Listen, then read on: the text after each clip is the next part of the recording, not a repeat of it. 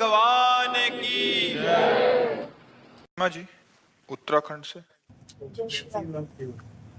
राधे राधे महाराज जी। महाराज जी, जो हम चाहते हैं हमें ईश्वर नहीं देते तो मन में थोड़ा सा संशय होता है, हमें क्यों नहीं दिया, या जैसे हम चाहते थे वैसा देखो, क्यों नहीं एक बात मान लीजिए,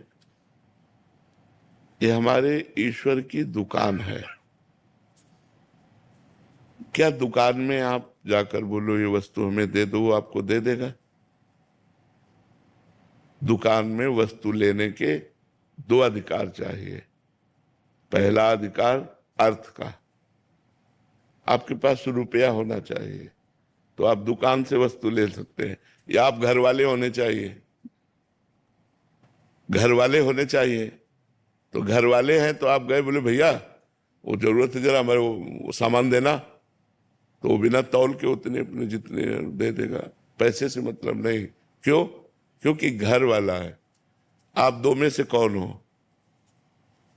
ना आप हरि के घर वाले बने और ना आपके पास तपस्या रूपी धन है, तो आपकी कामना कैसे पूर्ति हो जाए?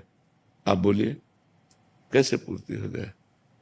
मेरे ईश्वर की दुकान में है सबका जीवन खाता। अब आप बोलिए कैसे आपकी कामनाएं पूर्ण हो? आप अनुष्ठान कीजिए, आप तपस्या कीजिए, आप भजन कीजिए और मांगिए, देखिए पूर्ण होती है कि नहीं होती। न तपस्या है, न भजन है, न साधना है, और न हरि को अपना मानते हो, तो फिर किस अधिकार से तुम्हें भगवान दे दें? क्यों दे दें तुम्हें? तुम ही प्यारे हो क्या? पूरा जगत उनका बच्चा है, जड़ चैतन्य सब उनका बच्चा है। तुम तो मांगना जानते हो, लेकिन पशु पक्षी कितनी योनियां हैं जो बेचारे मांगना नहीं जानते, और हरि उनकी पूर्ति करते हैं कि नहीं करते? कौन सा? आप देखो पशु पक्षियों को, देखो कितने स्वस्थ पुष्ट एकदम सुंदर दिखाई देंगे। हरि सबका पोषण करता है, उसका चराचर जगत बच्चा है। लेकिन अगर मांग, तो मांग दो से ही पूर्ति होती है, या तो तुम्हारे पास धन हो या तुम दुकान वाले के घर वाले हो। तो आप हरि को यदि अपना मान करके प्यार करते हो तो मांगना बनता है, या इतनी तपस्या हो, आपके पास अनुष्ठान हो, जप हो, तो जो मांगोगे वो मिल जाएगा। अब दोनों में से एक भी नहीं है। लोगों को मांगना भी नहीं आता।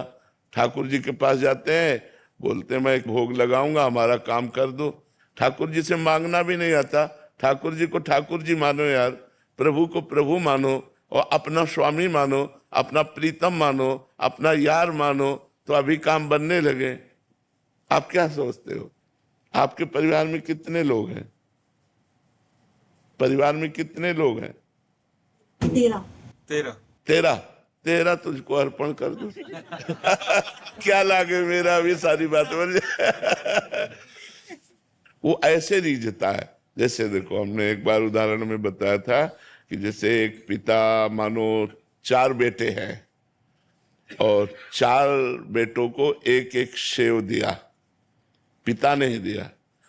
अब उसमें से एक बेटे ने दौड़ करके गोद पर चढ़कर कहा पापा आप पाओ ना, और पापा के मुंह पे लगा दिया। अब पापा क्या करेंगे?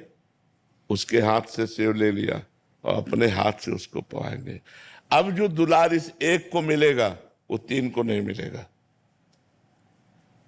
पिता की ही वस्तु तो दियम वस्तु गोविंदम, लेकिन हम दौड़कर भगवान को पहले भोग लगाया और फिर प्रसाद पाया, तो हम भगवान की कृपा पात्र बन जाएंगे। तो हम भगवान को अगर इस तरह से कि हम आपको 1 किलो लड्डू चढ़ाते, तो भूल मत करो, भगवान को लड्डू पेड़ा नहीं चाहिए।